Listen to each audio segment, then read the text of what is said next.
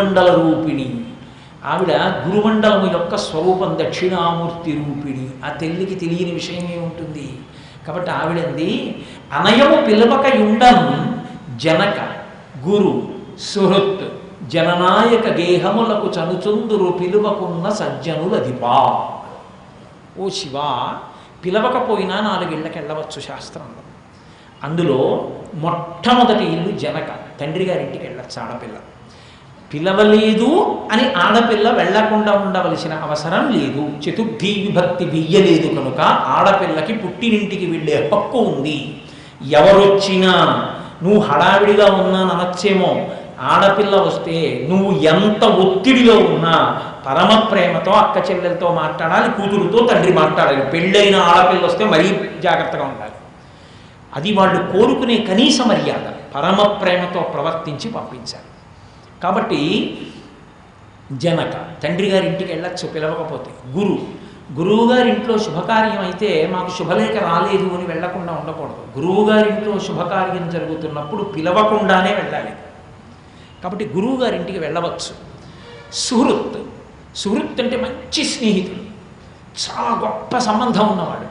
అటువంటి స్నేహితుడు పిలవకపోయినా వెళ్ళాలి ఆ స్నేహితుడి ఇంటికి. జననాయక, రాజ్యాన్ని లే రాజు.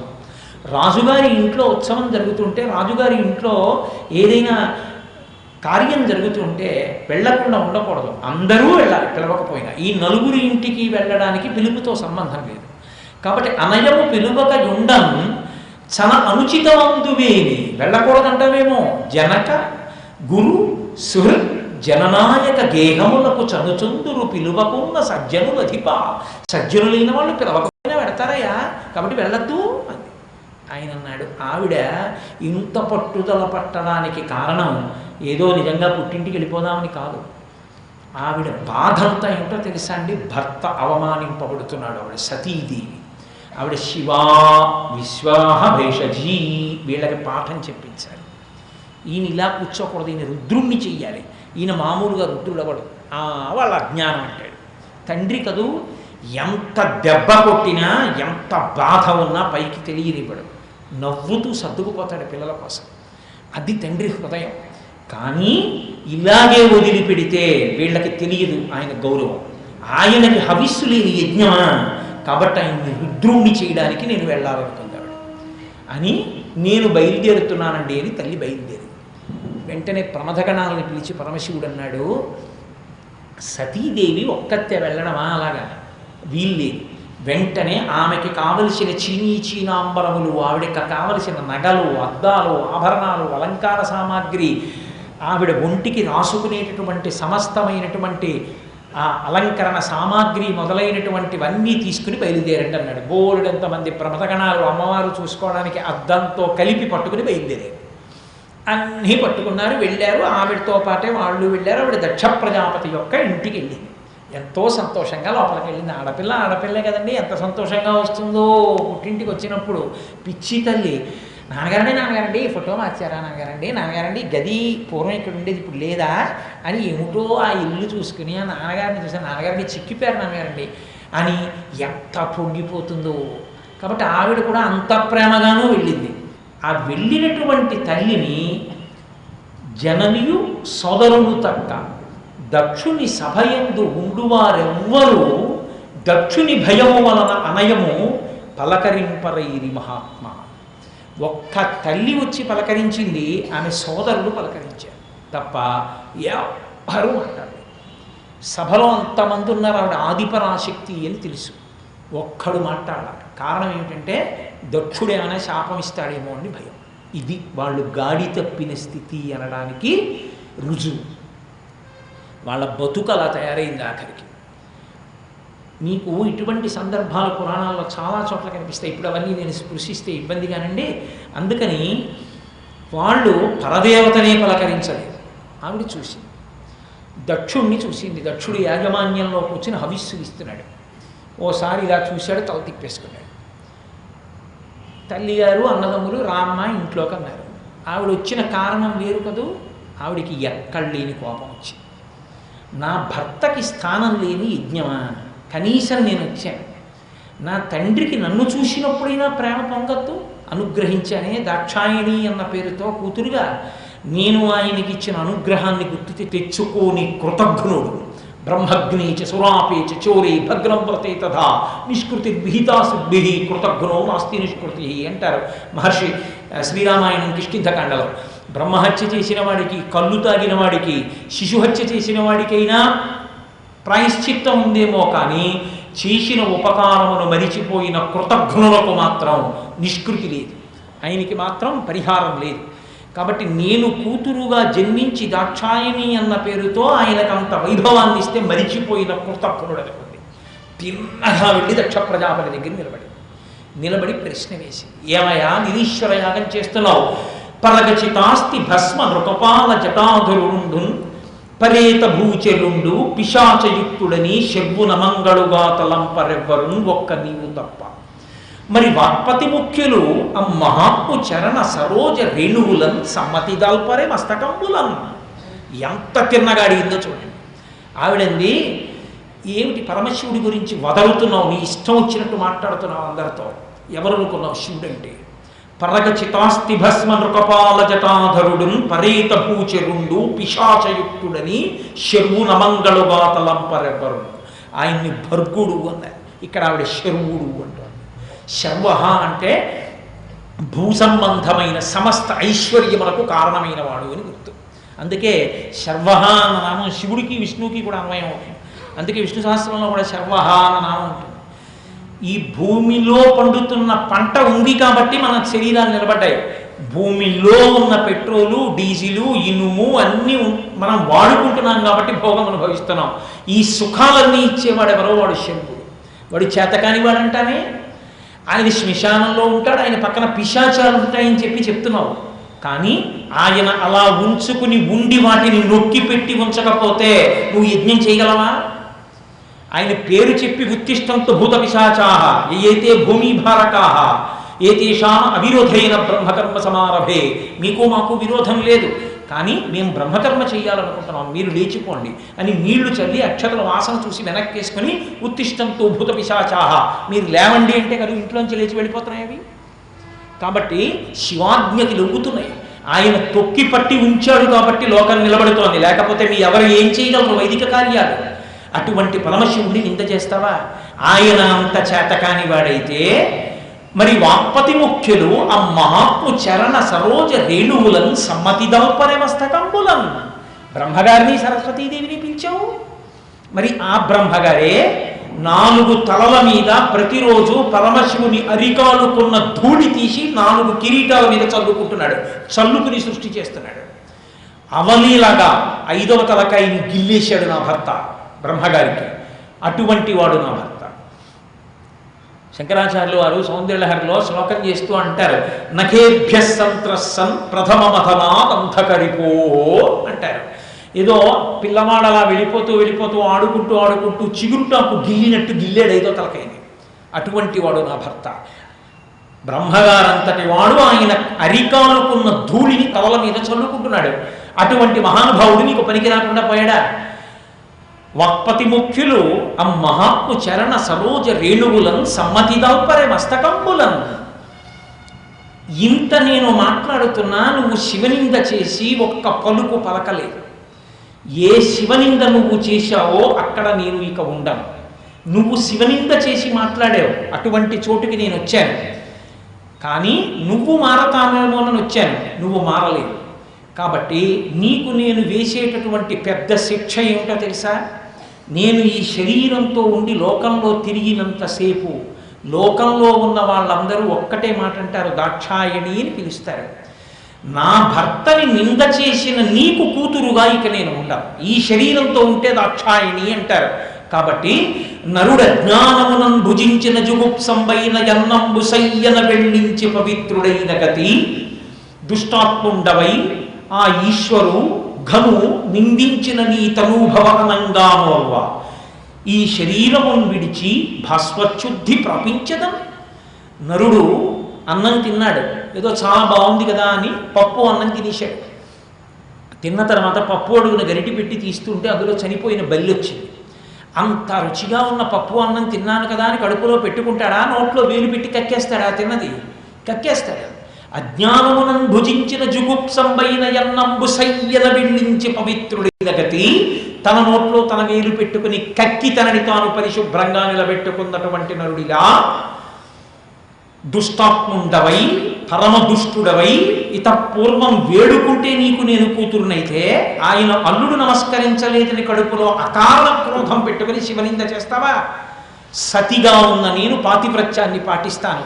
నా భర్త నింద చేసిన చోట నీకు అనుగ్రహము నిలబడదు. కాబట్టి నీ తనూభవ అనంగానోర్వ హేయభాజనమైన ఈ శరీరమును విడిచి భాస్వచ్యుద్ధి ప్రాపించదా. ఇక నీ కూతురు అని ఈ శరీరంతో నేను లోకంలో తిరగను. అందుకని దాక్షాయిని అన్న పేరుతో పిలవడానికి ఈ శరీరంతో ఉండనిక. ఇదే నీకు నేను వేసే శిక్ష. ఈ యజ్ఞవాటంలో నీ ఎదురుగుండా శరీరాన్ని విడిచిపెడతాను అని మన వాళ్ళు మరణశాసనం అంటారు. చచ్చిపోయే ముందు చెప్పినది ఏదో అది సత్యం. ఇప్పటికీ కూడా అంతే కదండి. ఎవరైనా మరణిస్తుంటే జడ్జి గారు వెళ్ళి తీసుకుంటారు స్టేట్మెంట్. అది ఏది చెప్పారో అది ఇక తిరుగులేదు. అమ్మవారంతటిది దాక్షాయిణిగా అవతార పరిసమాప్తి చేస్తూ తీర్పు చెప్పింది. భవో నహోద్భీష్టి శివం శివేతరః. శివుణ్ణి నిందించినా, శివ పూజ చెయ్యకపోయినా, శివుడి పట్ల తిరస్కార భావమును కలిగి ఉన్నా అటువంటి వాడికి శుభములు ప్రాప్తించవు. కాబట్టి మీ యజ్ఞము పూర్తి కాదు. ఇక ఇక్కడ నుంచి ఈ దక్ష యజ్ఞము ఎలా ఉంటుందో చూద్దాం. కాబట్టి నేను శరీరాన్ని విడిచిపెడుతున్నానని ఆమె యోగాగ్ని రగిల్చి అందులో శరీరాన్ని విడిచిపెట్టేసింది. విడిచిపెట్టేగానే ఆ ప్రమథగణాలన్నీ కూడా ఉగ్రమైనటువంటి తేజస్సుతో మా తల్లి శరీరం విడిచిపెట్టిందన్న కోపంతో వచ్చి యజ్ఞం మీద పడ్డాయి. భృగువుకి శివుడి మీద కోపం. అందుకని ఆయన యజ్ఞంలోంచి కొంతమంది గణములను సృష్టించి ఈ ప్రమథగణములన్నీ ఓడిపోయేటట్టు చేశారు. వీళ్ళందరూ గుండెలు బాదుకుంటూ ఏడుస్తూ కైలాసానికి వెళ్ళారు. పరమశివుడు పరమ ప్రశాంతంగా కూర్చుని తనలో తాను రమిస్తూ కూర్చునున్నాడు. ఆయనకు అన్నీ తెలుసు. అలా ఉన్నాడు. వీళ్ళు వెళ్ళి చెప్పారు, అమ్మ అంత వేడుకుని మాట్లాడినా శివనింద మానలేదు. శివనింద వినలేక సతీదేవిగా ఉన్నటువంటి ఆ తల్లి పరమపతివ్రత కనుక ఆమె వెంటనే శరీరాన్ని విడిచిపెట్టింది శివ అన్నారు. అంతే. నేను మీతో మనవి చేశాను కదా, ఇందుకే విడిచిపెట్టింది ఆవిడ. వెంటనే శివుడు రుద్రుడయ్యాడు. శివుడు రుద్రుడై ఆయన ఒక మాట అన్నాడు వెంటనే. ఆద్యుండుక్రుడు నీలకంఠుడి బదైచారాతి దష్టోష్టుడై ఆజ్యద్భూరి మృగేంద్ర ఘోషమున భీమ ప్రక్రియన్ నవ్వుచున్ విద్యుద్వగ్నిశిఖాసముచ్చయ జటన్ వెల్గొంతు చించజటన్ సద్య క్రోధముతోడ పుంచి వైచన్ క్షమాచక్ర మధ్యంబునం. వెంటనే ఆ పరమేశ్వరుడు ఆజ్యద్భూరి మృగేంద్ర ఘోషమున భీమ ప్రక్రియన్ నవ్వుచున్. ఒక్కసారి పరమ ప్రశాంతంగా కూర్చున్నవాడు లేచి ఒక పెద్ద సింహం నవ్వితే ఎలా ఉంటుందో పెద్ద నవ్వు నవ్వి ఒక్కసారి ఎగిరి కుప్పించి దూకి లేచి విద్యుద్వగ్ని శిఖాసముచ్చయరుచిన్ వెల్గొందు చించజటం. విద్యుత్ ఎలా ప్రకాశిస్తుందో అలా ప్రకాశించేటటువంటి ఆ ఎర్రటి జటం ఒక దాన్ని తలలోంచి పైకి పీకి ఆ భూమండలం మధ్యలో ఉన్నటువంటి ఒక బండకేసి కొట్టాడు. క్షమాచక్ర మధ్యంబునం. ఆ జటని కొట్టేటప్పటికి ఆ జటలోంచి ఆవిర్భవించాడు మహానుభావుడు వీరభద్రజననం. అభ్రంలిహాదభ్ర విభ్రమా ప్రభ్రమ కృణీల దీర్ఘ శరీరమర ప్రజ్వల జ్వలన దీప్త జ్వాలిక జ్వాల జజ్వల్యమాన కేశములు మెరయ జండ దిగ్వేదండ శుంఠాపదోర్దండ సహస్రద్యుతి హేతి సంగమప్ప వీక్షణత్రయలోక వీక్షణద్యుతిలోక నిరీక్షమగుచు గ్రకచ కఠిన కరాళ దంష్ట్రలు విలుంగ ఘన కపాలాస్తి మలికలు గనర అఖిలలోక భయంకరుండగుచు వీరభద్రుడు దయించే మారట రుద్రుడగుచు అన్నాడు. అసలు ఆయన పుట్టినప్పుడు ఆయన ఆవిర్భవించినప్పుడు ఉన్నటువంటి స్థితి ఎలా ఉంటుందో చాలా లలితమైనటువంటి పదములు పడేటటువంటి పోతన గారి పద్య శైలి అలా పడిపోయింది. అభ్రంలిహాదభ్ర విభ్రమా భ్రభ్రమ కృణీల దీర్ఘ శరీరమర. ఒక్కసారి ఆకాశమంతా వర్షాలు పడేటటువంటి నల్లటి మబ్బుతో నిండిపోతే ఎలా ఉంటుందో అలా ఒక నల్లటి స్వరూపం ఆకాశాన్ని దాటి ఈ బ్రహ్మాండములను దాటి 10 అంగుళముల పై వరకు పెరిగిపోయి ప్రజ్వల జ్వలన దీప్త జ్వాలిక జ్వాల జజ్వల్యమాన కేశములు మెరయ. ఆ తల మీద పెద్ద మంట మండుతోందో అన్నట్టుగా శిరోజములన్నీ పైకి లేచి నిలబడి వెలుగుతున్నాయి. అంత ఎర్రటి కాంతులతో జటలు ప్రకాశిస్తున్నాయి. జండ దిగ్వే దండ శుంఠావదుర్దండ సహస్రద్యుతిహేతి సంఘమొప్ప 1000 బాహువులతో ఆయన ఆవిర్భవించాడు. 1000 బాహువులలో 1000 రకములైనటువంటి ఆయుధములను పట్టుకున్నాడు.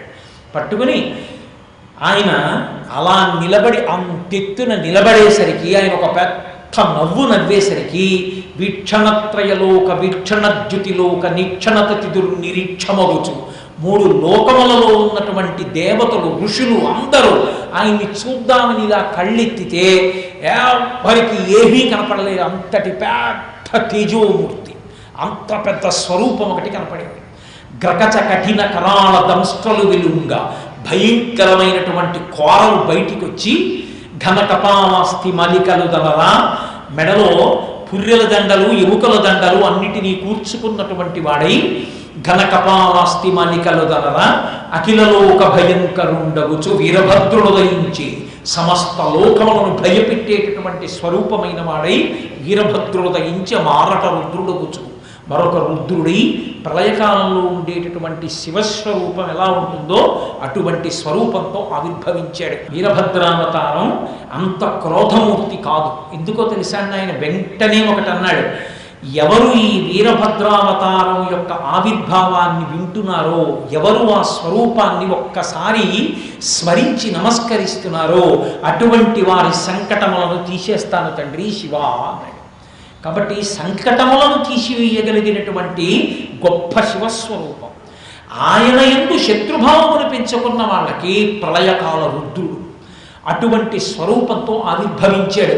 అందుకే శివుని యొక్క తేజము ఉగ్రమై నిలబడితే ఎలా ఉంటుందో చెప్పడానికే కవచం వీరభద్ర స్వరూపాన్ని వర్ణిస్తుంది.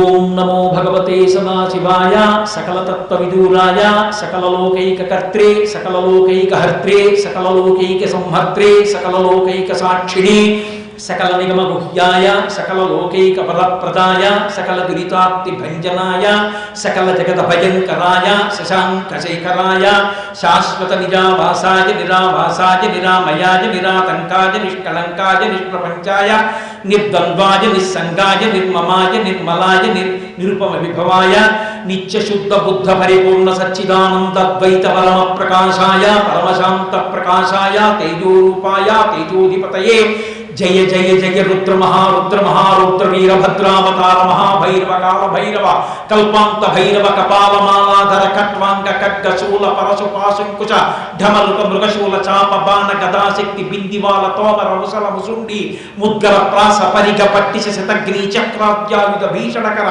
సహస్రతంష్ట్రాకరాళవదన వికటాట్టహాస విస్ఫాటిత బ్రహ్మాండ మండల నాగేంద్రహార నాగేంద్ర వలయ నాగేంద్ర చర్మ ధర మృణ మృత్యుంజయ త్రయంబక విరూపాక్ష విశ్వేశ్వర వృషభవాహన విభూషణ సర్వతోముఖమాం రక్ష రక్ష జ్వల జ్వల ప్రజ్వల ప్రజ్వల మహామృత్యుం అపమృత్యు భయం నాశయ నాశయ రోగభయముచ్ఛాలయోచ్ఛాలయ విషసర్ప భయం శమయ శమయ చోరాన్ మారయ మారయ మమ శత్రూనుచ్ఛాటయోచ్ఛాటయ శూలేన విదారయ విదారయ కుఠారేణ భింది భింది ఖడ్గేన చింది చింది వ్యపోదయ వ్యపోధయ మమ పాపం శోధయ శోధయ ముసలేని నిష్పేషయ నిష్పేషయ బాణై సంతాళయ సంతాళయ యక్ష రక్షాంసి భూతాని విద్రామయ విద్రామయ కూష్మాండ భూత భేతాళ మారీగణ బ్రహ్మ రాక్షస గణా సంత్రాసయ సంత్రాసయ మామా భయం కురు కురు విత్రస్తం మామాశ్వాసయాశ్వాసయ దుఃఖాతురం మామానందయానందయ చుతుషాప్తం మామాప్యాయయాప్యాయ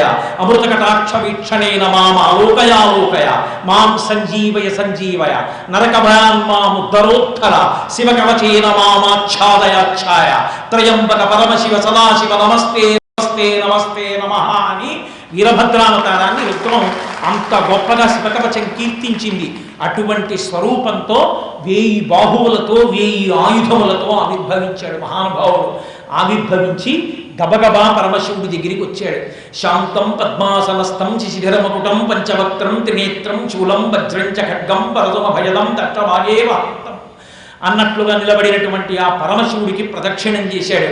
ప్రదక్షిణం చేసి ముదమాల ప్రదక్షిణమాచరించి వీడ్కొని అనివార్య వేగమున కదలంగా భూమిని త్రక్క కలం జలం జలధ్వనుల నూపురముల్ పదంబులం మ్రోయగా భీషణ ప్రభౌతనర కృతాంతకాంతక శితస్ఫుట శూలము పట్టి జచ్చరం.